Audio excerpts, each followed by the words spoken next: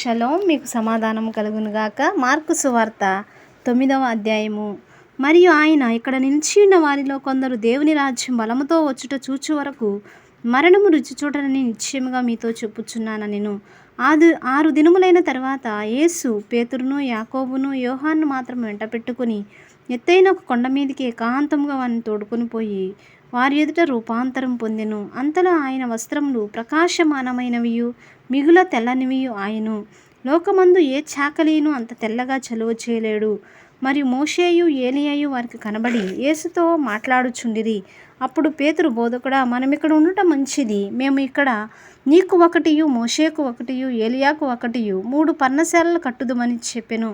వారు మిగుల భయపడిరి గనుక తాను చెప్పవలసినదేమో అతనికి తెలియలేదు. మేఘము ఒకటి వచ్చి వారిని కమ్మగా, ఈయన నా ప్రియ కుమారుడు, ఈయన మాట వినుడని ఒక శబ్దము ఆ మేఘంలో నుండి పుట్టెను. వెంటనే వారు చుట్టూ చూచినప్పుడు తమ యొద్దనున్న యేసు తప్ప మరి ఎవ్వరునూ వారికి కనబడలేదు. వారు ఆ కొండ దిగి వచ్చుచుండగా, మనుష్య కుమారుడు మృతులలో నుండి లేచినప్పుడే గాని అంతకుముందు మీరు చూచిన వాటిని ఎవనితోనూ చెప్పవద్దని ఆయన వారికి ఆజ్ఞాపించెను. మృతులలో నుండి లేచుట అనగా ఏమిటో అని వారొకరితో ఒకడు తర్కించుచు ఆ మాట మనస్సున ఉంచుకొనిరి. వారు ఏలియా ముందుగా రావాలనని శాస్త్రులు చెప్పుచున్నారే, ఇదేమని ఆయన్ని అడిగిరి. అందుకు ఆయన, ఏలియా ముందుగా వచ్చి సమస్తమును చక్కపెట్టునన్న మాట నిజమే. అయినను మనుష్య కుమారుడు అనేక శ్రమలు పడి తృణీకరింపబడవలెనని వ్రాయబడుట ఏమి? ఏలియా వచ్చిననియు అతని గూర్చి వ్రాయబడిన ప్రకారము వారు తమకిష్టం వచ్చినట్టు అతని ఎడల చేసిరనియు మీతో చెప్పుచున్నానని వారితో అనెను. వారు శిష్యుల యొద్దకు వచ్చి వారి చుట్టూ బహుజనులు కూడియునుటయు శాస్త్రులను వారితో తర్కించుటయు చూచిరి. వెంటనే జనసమూహమంతయు ఆయనను చూచి మిగుల విభ్రాంతి నొంది ఆయన యొద్దకు పరిగెత్తుకొని వచ్చి ఆయనకు వందనములు చేసిరి. అప్పుడు ఆయన, మీరు దేని గూర్చి వారితో తర్కించుచున్నారని వారిని అడుగగా, జనసమూహంలో ఒకడు, బోధకుడా, మూగదయ్యం పట్టిన నా కుమారుని నీ వద్దకు తీసుకుని వచ్చి తిని అది ఎక్కడ వాణ్ణి పట్టునో అక్కడ వాణ్ణి పడద్రోయును. అప్పుడు వాడు నురుగు కార్చుకొని పండ్లు కొరుక్కొని మూర్ఛిల్లును. దాన్ని వెళ్ళగొట్టుడని నీ శిష్యులకు అడిగి తిని గాని అది వారి చేత కాలేదని ఆయనతో చెప్పెను. అందుకు ఆయన, విశ్వాసం లేని తరము వారులారా, నేను ఎంతకాలం మీతో నుందును? ఎంతవరకు మిమ్మును సహింతును? వానిని నా యొద్దకు తీసుకుని రండని వారితో చెప్పగా, వారు ఆయన యొద్దకు వానిని తీసుకుని వచ్చిరి. దయ్యము ఆయనను చూడగానే వాని విలవిలలాడించెను గనుక వాడు నేల మీద పడి నురుగు కార్చుకొనుచు పొర్లాడుచుండెను. అప్పుడు ఆయన, ఇది వీనికి సంభవించి ఎంతకాలమైనదని వాని తండ్రిని అడుగగా, అతడు బాల్యం నుండియే అది వాని నాశనం చేయవలనని తరచుగా అగ్నిలోనూ నీళ్లలోనూ పడద్రోయును. ఏమైనను నీ వలనైతే మా మీద కనికరపడి మాకు సహాయం చేయమనెను. అందుకు యేసు, నమ్ముట నీ వలనైతే నమ్మువానికి సమస్తము సాధ్యమే అని అతనితో చెప్పెను. వెంటనే ఆ చిన్నవాని తండ్రి, నమ్ముచున్నాను, నాకు అపనమ్మకం ఉండకుండా సహాయం చేయమని బిగ్గరగా చెప్పెను.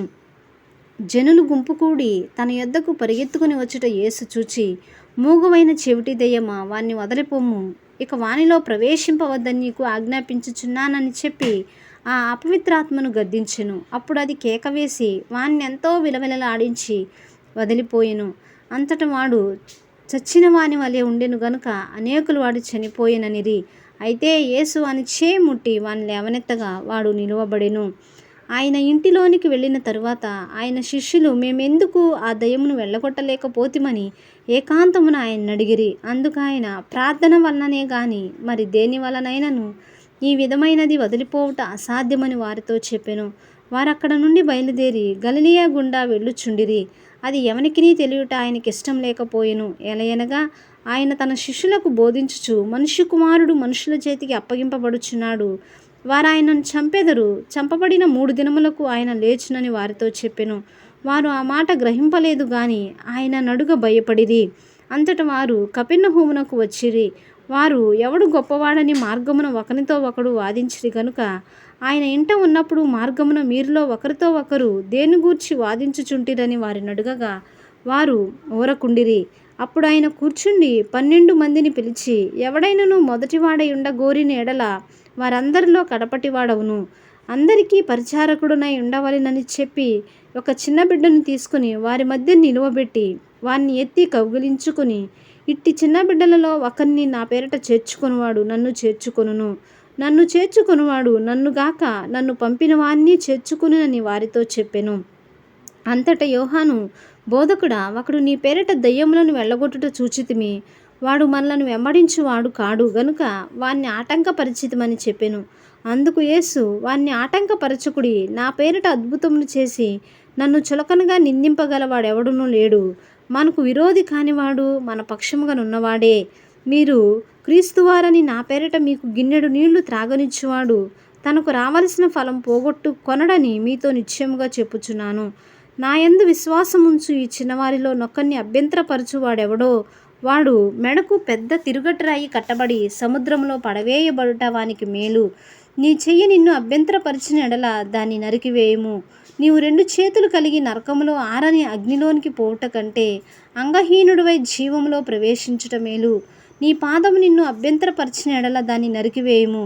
2 పాదములు కలిగి నరకంలో పడవేయబడుట కంటే కుంటివాడవై నిత్య జీవంలో ప్రవేశించుట మేలు. నీ కన్ను నిన్ను అభ్యంతరపరిచిన ఎడల దాన్ని తీసి పారవేయుము. 2 కన్నులు కలిగి నరకంలో పడవేయబడుట కంటే ఒంటి కన్ను గలవాడవే దేవుని రాజ్యంలో ప్రవేశించుట మేలు. నరకమున వాని పురుగు చావదు, అగ్ని ఆరదు. ప్రతివానికి ఉప్పు సారము అగ్ని వలన కలుగును. ఉప్పు మంచిదే గాని ఉప్పు నిస్సారమైన ఎడల దేనివల్ల మీరు దానికి సారము కలుగజేతురు? మీలో మీరు ఉప్పు సారము గలవారై ఉండి ఒకరితో ఒకరు సమాధానముగా ఉండుడని చెప్పెను. ఆమేన్. దేవుడి వాక్యాన్ని దీవించునుగాక.